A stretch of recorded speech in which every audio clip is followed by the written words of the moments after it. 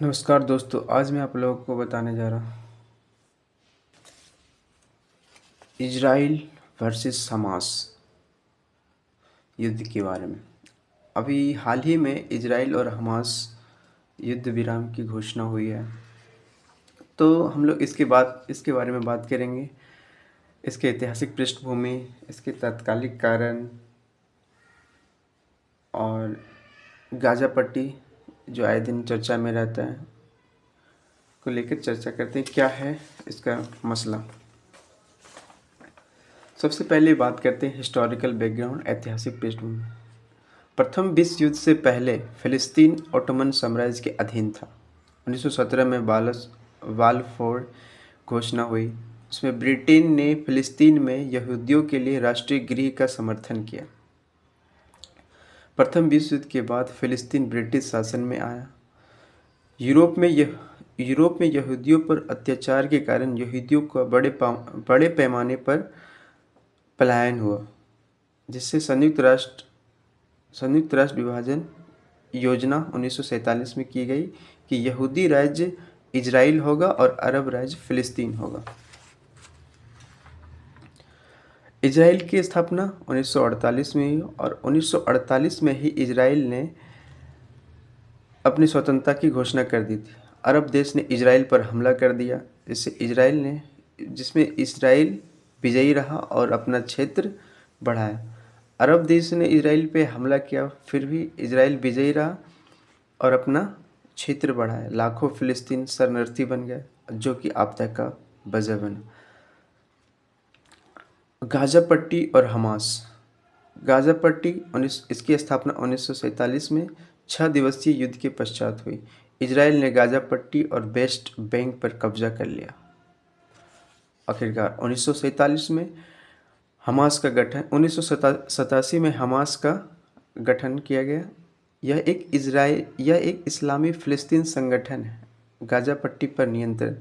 ये इजराइल कब्जे का हमास पर विरोध करता है। इट मीन्स ये एक इस्लामी संगठन है फ़िलिस्तीन का, जो गाज़ा पट्टी पर नियंत्रण करता है। इजराइल, यूएसए और अन्य यूरोपीय कंट्री इसको आतंकी संगठन बताता है। इजराइल वर्सेस हमास वार का रीज़न क्या है इसका कारण। फ़िलिस्तीन क्षेत्र पर इजरायली कब्जा। गाज़ा पर इजराइल और मिस्र द्वारा नाकाबंदी, मानवाधिकार का उल्लंघन, यरूशलेम अल अक्सा मस्जिद को लेकर धार्मिक तनाव। और इसके तात्कालिक कारण क्या है। हमास द्वारा इजराइल पर रॉकेट हमले, घुसपैठ, नागरिकों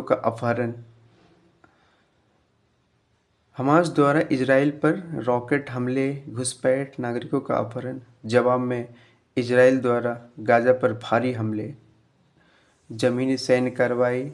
इजराइल का उद्देश्य हमास का खात्मा, जबकि हमास का उद्देश्य इजरायली कब्जे का विरोध करना है। अब हम कुछ बात करेंगे कि क्या है अंतर्राष्ट्रीय प्रक्रिया। क्या प्रक्रिया व्यक्त की है इजराइल और हमास युद्ध को लेकर। अमेरिका इजराइल का खुला समर्थन करता है, सैन्य और कूटनीतिक सहायता भी दे रहा है। अरब देश फिलिस्तीन का सपोर्ट कर रहा है। प्रत्यक्ष युद्ध में सीमित भागीदारी है। संयुक्त राष्ट्र युद्ध विराम की अपील करता है, बिकॉज संयुक्त राष्ट्र तो किसी एक का पक्ष नहीं ले सकता है। मानवीय सहायता की बात करता है। भारत पर प्रभाव, क्या प्रभाव पड़ेगा, what impact will on India. कूटनीतिक प्रभाव, भारत की संतुलन नीति जो कि बिगड़ने का खतरा। रणनीतिक प्रभाव, इजराइल भारत का प्रमुख रक्षा साझेदार, रक्षा तकनीक और खुफिया सहयोग जो कि बिगड़ जाएगा और कुछ हद तक बिगड़ गया है। आर्थिक प्रभाव, कच्चे तेल की कीमत में बहुत तेज़ी से वृद्धि होगी और आयात बिल और महंगाई भी बढ़ेगी। भारतीय नागरिक, मध्यपुर में रह रहे भारतीयों की सुरक्षा का खतरा भी इंडिया को झेलना पड़ेगा। और इससे न सिर्फ भारत पे प्रभाव पड़ेगा बल्कि अन्य देश विश्व पर भी प्रभाव पड़ सकता है। मध्य पूर्व, वैश्विक इकोनॉमी, वैश्विक सुरक्षा, मानवीय प्रभाव, etcetera and etcetera. No question arise ज़्यादा आपराधिक कौन है? इसमें इजराइल, यूएसए और यूरोपीय कंट्रियों हमास को आतंकी संगठन बताता है, जबकि अंतर्राष्ट्रीय कानून के अनुसार नागरिकों को नुकसान पहुंचाना अपराध है। ऐसा नहीं कि अगर ये आतंकी संगठन है तो वहाँ पे रह रहे हर एक नागरिक हमास में आतंकी हो गया। आप इतने ज़्यादा हमला नहीं कर सकते। हाँ, आत्मरक्षा करना आपका राइट है। गाज़ा पे थोड़ा कुछ और बात कर लेते। गाज़ा ये हमास का सेंटर है।